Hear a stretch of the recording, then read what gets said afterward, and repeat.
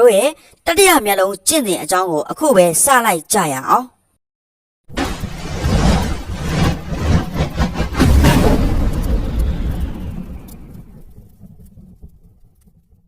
တတိယမျက်လုံးဆိုတာကတော့မျက်ခုံးမွေးနှစ်ခုကြားအလယ်တဲမှာရှိတဲ့နေရာကိုတတိယမျက်လုံးလို့ခေါ်ပါတယ်တတိယမျက်လုံးကိုတချို့ကညံမျက်လုံးလို့လည်းခေါ်ဆိုကြပါတယ်တတိယမျက်လုံးနဲ့ပတ်သက်ပြီးတော့နေရာဒေသအသီးသီးကယုံကြည်မှုတွေကတော့ကွဲပြားနေကြပါတယ်တတိယမျက်လုံးပွင့်သွားတဲ့သူတွေဟာတာမန်မျက်စိနဲ့မမြင်နိုင်တဲ့ဖုံးကွယ်ထားတဲ့အရာတွေကိုသိနိုင်မြင်နိုင်ပါတယ်အဲ့ဒီအရာတွေကတော့ပရာလောကမှာရှိတဲ့တစေတရေတွေကိုမြင်နိုင်တာသူတစ်ပါးရဲ့စိတ်ကိုဖောက်ထွင်းမြင်နိုင်တာနောက်ပြီးမိမိရဲ့အနာဂတ်ကိုကြိုတင်သိမြင်နိုင်တာတွေပဲဖြစ်ပါတယ်။တနည်းအားဖြင့်တတိယမျက်လုံးဆိုတာကိုယ့်ရဲ့ကျင့်ကြံအားထုတ်မှုတွေကြောင့်ရရှိလာတဲ့တကောစွာပဲဖြစ်ပါတယ်။တတိယမျက်လုံးကိုပိုင်ဆိုင်အောင်ကျင့်ကြံအားထုတ်တော့မယ်ဆိုရင်အဓိကလိုအပ်ချက်ကတော့စိတ်ရှည်သီးခံနိုင်စွမ်းပဲဖြစ်ပါတယ်။ဒီကျင့်စဉ်ကိုကျင့်ကြံတဲ့အခါကြုံရမယ့်အခက်အခဲတွေအတားအဆီးတွေကိုသီးခံနိုင်ဖို့လည်းအထူးလိုအပ်ပါတယ်။ဒါအပြင်ပါရီပါတဲ့သူတွေအတွက်ကတော့ဒီကျင့်တွေကိုကျင့်ကြံတဲ့အခါရန်အနေငယ်လောင်းနဲ့တတိယမျက်လုံးပွင့်နိုင်ပေမဲ့ပါရီမပါတဲ့သူတွေအတွက်ကတော့စိတ်ရှည်သီးခံပြီးဇွဲလုံးလားရှိရှိနဲ့စ조사အားထုတ်ကျင့်ကြံမယ်ဆိုရင်တတိယမျက်လုံးပွင့်ပါတယ်။ဒါကြောင့်တတိယမျက်လုံးကျင့်စဉ်ဟာဘယ်သူမဆိုကျင့်ကြံအားထုတ်လို့ရနိုင်တဲ့ကျင့်စဉ်တစ်ခုလည်းဖြစ်ပါတယ်။ပထမအဆင့်အနေနဲ့တတိယမျက်လုံးကျင့်စဉ်ကျင့်ကြံတော့မယ်ဆိုရင်ဘေးပတ်ဝန်းကျင်ကစူညံတန်းတွေမကြားနိုင်နဲ့တိတ်ဆိတ်ငြိမ်သက်တဲ့နေရာတစ်ခုကိုရွေးချယ်လိုက်ပါပြီးရင်တော့မိမိတင့်တော်လို့ထိုင်ပြီးလက်နှစ်ဖက်ကိုပေါင်ပေါ်တင်ပြီးလက်မနဲ့လက်ညှိုးကိုထိထားရပါမယ်ဒါအပြင်ဦးခေါင်းအထက်ကနေခြေပြားအဆုံးထိအကြောချိန်တွေကိုလည်းဖြေလျှော့ထားရပါမယ်ဒီအချိန်မှာဘာကူမှမတွေးပဲစိတ်ကိုအတက်နိုင်ဆုံးတည်ငြိမ်အောင်ထားပေးရပါမယ်ခေါင်းထဲမှာပေါ်လာတဲ့အရာတွေအားလုံးကိုလည်းရှင်းထုတ်ပြရပါမယ်။ဒုတိယအဆင့်အနေနဲ့မိမိရဲ့မျက်ခုံးနှစ်ခုကြားက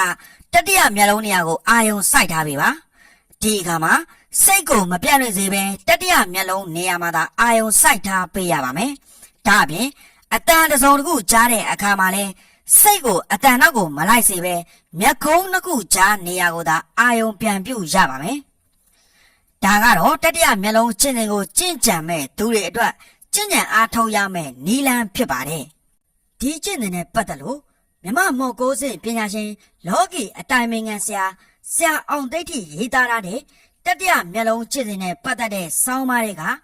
ဒီကျင့်စဉ်ကိုကျင့်ကြံမဲ့သူတွေအတွက်တည်ထားရမယ့်အချက်တွေကိုလည်းဖော်ပြပေးလိုက်ပါတယ်။ဒီကျင့်စဉ်ကိုကျင့်ကြံမဲ့သူတွေအတွက်တည်ထားရမယ့်အချက်၃ချက်ရှိပါတယ်။ဒါကတော့နံပါတ်1ခေါင်းကိုက်တာတတိယမျက်လုံးကျင့်စဉ်ကိုကျင့်ကြံနေချိန်ကာလမှာအချို့သောသူတွေအနေနဲ့ခေါင်းကိုက်တက်ကြပါတယ်ဒါဟာကြောက်စရာမဟုတ်သလိုယောဂလည်းမဟုတ်ပါဘူး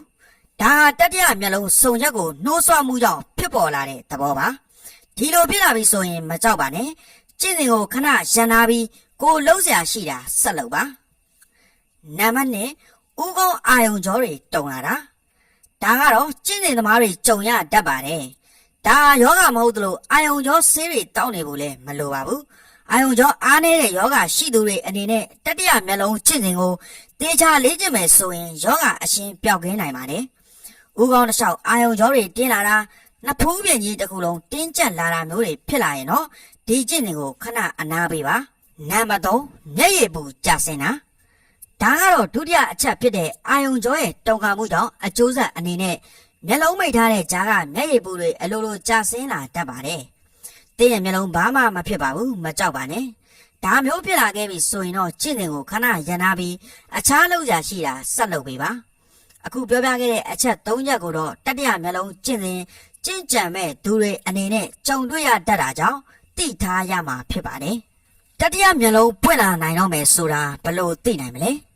ဒါကတော့ဒီကျင့်စဉ်ကိုကျင့်ကြံမဲ့ကျင့်စဉ်သမားတွေနဲ့ဒီကျင့်စဉ်ကိုစိတ်ဝင်စားနဲ့လေ့လာနေတဲ့သူတွေအတွက်အလွန်အင်မတန်သိကျင်နေကြတဲ့အချက်ပဲဖြစ်ပါတယ်။တချို့ကလည်းနာမ်လောကကိုမြင်ရတာလားအချားမြင်ပွင့်လာလားစတဲ့အတွေးတွေရှိတတ်ကြပါတယ်။တကယ်တော့တတိယမျက်လုံးပွင့်နေတတိယမျက်လုံးပိုင်ဆိုင်နေဆိုတာ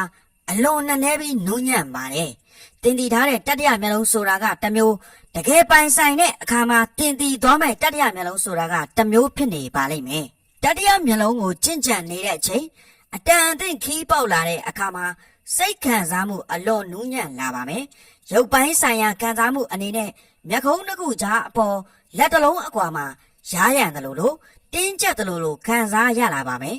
ဒီကျင့်စဉ်ကိုကျင့်ကြံတဲ့သူတွေအနေနဲ့ဇွဲရှိရှိနဲ့ကျင့်ကြံတဲ့အခါအဲ့ဒီမျက်ခုံးတစ်ခုကြားကတင်းကျပ်တဲ့ခံစားမှုကတစ်ဆင့်မခံမရနိုင်အောင်စူးရှတဲ့တင်းကျပ်မှုတွေဖြစ်ပေါ်လာပြီးမျက်လုံးထဲမှာဝင်းကနေလက်ကနေအယောင်တစ်မျိုးပေါ်လာပါတယ်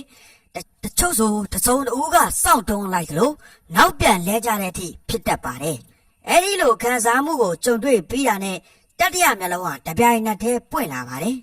တကိုးစွမ်းအားကြီးမားတယ်ဒီလိုတတိယမျက်လုံးကိုပိုင်ဆိုင်သူတွေအနေနဲ့ရုပ်ပိုင်းဆိုင်ရာခံစားမှုစိတ်ပိုင်းဆိုင်ရာခံစားမှုတွေအလွန်အားကောင်းလာပါတယ်ဒါအပြင်စိတ်တကိုးကြီးမားလာပြီးစူးရောက်တဲ့စိတ်စူးရှတဲ့မျက်ဝန်းတွေကိုပိုင်ဆိုင်လာပါမယ်ဒါတွေမကသေးပါဘူးတတိယမျက်လုံးပိုင်ဆိုင်သူတွေဟာလောကီပညာတွေအစီအမံပြုတ်ရမှာအလွန်အသုံးဝင်သလိုနံလောကဆိုင်ရာပုံကိုယ်တွေနဲ့အဆက်အသွယ်ရလာနိုင်ပြီးအကြမ်းမြင်ပေါက်မြောက်လာပါလိမ့်မယ်ဟုတ်ကဲ့ကျွန်တော်တို့ရဲ့ YouTube channel လေးကိုအဆုံးထိကြည့်ပေးကြလို့ကျေးဇူးအထူးတင်ရှိပါတယ်ခင်ဗျာ